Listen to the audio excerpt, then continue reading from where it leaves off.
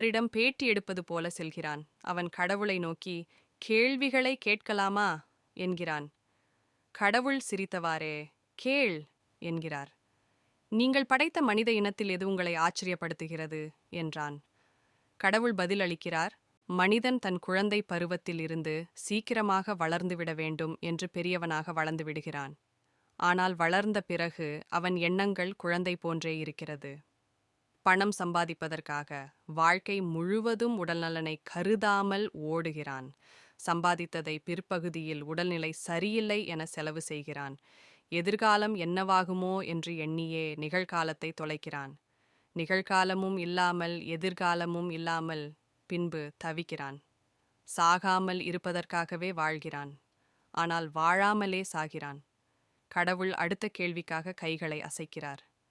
நீங்கள் கடவுள், நீங்கள் படைத்த இந்த உலகத்தில் வாழும் இந்த மனிதர்